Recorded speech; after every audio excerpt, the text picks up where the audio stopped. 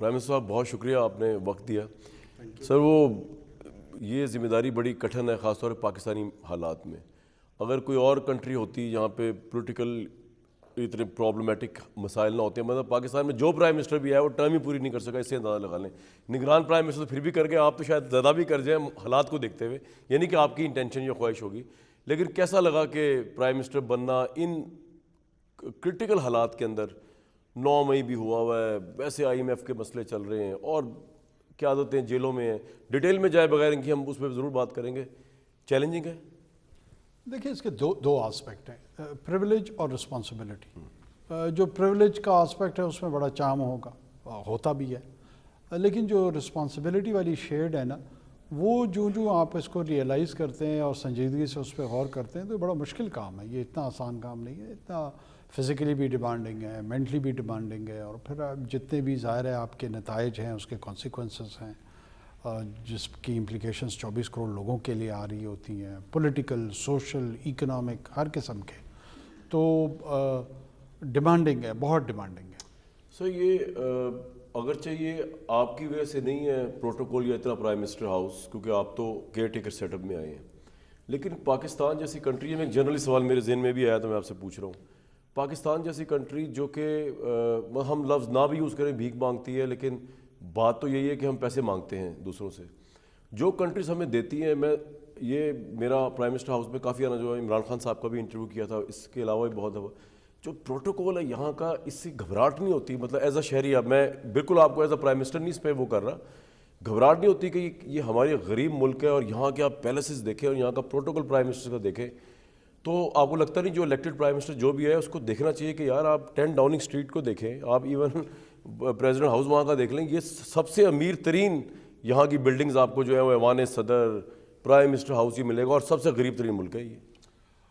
کامل صاحب, میں in principle اس بات پہ اور اس اپروچ سے بالکل اگری کرتے ہوئے, میرا اپنا یہ خیال ہے کہ آپ کا جو پرائم منسٹر کا جو یا ہیڈ آف گورنمنٹ کا جو آفس ہے وہ ایلیگنٹ ضرور ہونا چاہیے, وہ اس کی ڈگنیٹی پہ کمپرومائز نہیں ہونا چاہیے, لیکن اس کے اندر کوئی ریگل اور رائل سینس جو ہے نا وہ نہیں ہونی چاہیے. یہی میں آپ سے یہ جو رائلٹی اور ریگل ہونا ہے وہ پتہ نہیں ہم نے کہاں سے مستعار لے لیا ہے. آپ بہت افیکٹو اکموڈیشن, پروٹیکٹیو اکموڈیشن, سیکیور اکموڈیشن یہ رکھ سکتے ہیں اور یہ رکھنا چاہیے, لیکن بدقسمتی سے میرے خیال میں ہمارا ایک کولونیل لیگیسی ہے جہاں پہ بڑے بڑے گھر ایکسپینڈ. آپ ابھی بھی اپنے فیصل آباد ڈویژن چلے جائیں, کوئٹہ میں جو ڈویژنل ہیڈ کوارٹر میں کمشنر کا گھر ہوتا تھا وہ آج کل گورنر ہاؤس ہے, وہ پرائمریلی کمشنر صاحب کا گھر ہوتا تھا. تو یہ کولونیل لیگیسی کے بھی میرے خیال میں اس میں اثرات ہیں, اور شاید ہم گریجولی ان چیزوں سے عام فہم انداز میں ذرا لوگوں کو بتا دیجئے. بالکل میری ریکویسٹ آپ سے یہ ہے کہ ٹیکنیکل جائے بغیر کہ آپ جب پرائم منسٹر بنے تو پاکستان کی جو اکانومی کے معاملات ہیں وہ تو لگ رہا ہے کہ کسی سے بھی شاید نہیں سنبھلیں گے. مطلب آپ سے تو ہم یہ ایکسپیکٹ اس لیے نہیں کر سکتے کہ آپ کا ایک لمیٹڈ مینڈیٹ ہے, لیکن ایون جو الیکٹڈ پرائم منسٹر نیکسٹ آئے گا, شہباز شریف صاحب کی گورنمنٹ, آپ ایگری کریں یا نہ کریں, it was a pathetic show of at the economical front, even at the administrative front.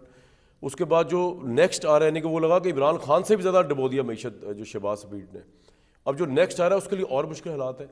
عام فہم اگر آپ لوگوں کو بتا سکیں کہ پچھلے 5 سال میں یا 10 سال میں آخر ایسا کیا ہوا کہ ہم نظر ہی نہیں آ رہا کہ اگلے 10 سال تک شاید نکل سکیں گے باہر. ٹھیک ہے, وی اپریشیٹ کہ فوج نے کریک ڈاؤن کیا, ڈالر مافیا کو نیچے لے کے آئے, یہ بڑا اچھا کام کیا انہوں نے, لیکن یہ تو ایک ایکشن ان کا ہے نا, سویلینس تو پھر بھی وہاں پہ نظر نہیں کہیں آ رہے.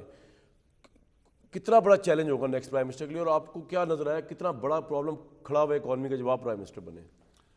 دیکھیں, پاکستان کا جو یہ معاشی چیلنج ہے یہ ایک ایگزسٹینشیل تھریٹ بنتا جا رہا ہے, پاکستان کے وجود کو اس سے خطرہ ہے, اور وہ اگر اب ہم نے یہ ایکشن نہیں لیا یا آنے والی حکومتوں نے اس کو اس طرح نہیں کہ وہ ہماری پالیسی کو, بے شک اپنی پالیسی ظاہر ہے وہ لے کر آئیں گے, انہیں کو ان کو فالو بھی کرنا چاہیے, قانون کا نفاذ کرنا ہوگا, رول آف لا اسٹیبلش کرنا ہوگا. فوج نے اس وقت ہماری نگران حکومت کے دورانیے میں ہم نے کیا مل کے کیا ہے؟ ہم نے قانون کا نفاذ کیا. ہم نے جو غیر قانونی منڈی تھی کرنسی کی اس پہ ہاتھ ڈالا ہے جس کی قانون میں کوئی گنجائش نہیں تھی, لیکن تسلسل کے ساتھ, چاہے وہ پی ٹی آئی کی حکومت تھی یا دوسری حکومتیں تھیں, ان میں سے کسی نے اس اللیگل ٹریڈنگ فوکس ہی نہیں کیا، فوکس نہیں کیا. اور آئی ایس آئی کو اور فوج کو بڑا کریڈٹ جاتا ہے اس پہ. کوئی شک نہیں ہے، یہ ملٹری لیڈرشپ جو ہے کرنٹ چیف کو سب سے زیادہ کریڈٹ اس میں جاتا ہے کہ ان کو کلیئرٹی آئی ہے تھی، اور انہوں نے فوکس کر کے اس پہ امپلیمنٹیشن شروع کروائی، جس میں ظاہر سی بات ہے نگران حکومت کا جو رول ہے ہم تمام لوگوں کی سپورٹ اس میں موجود ہے.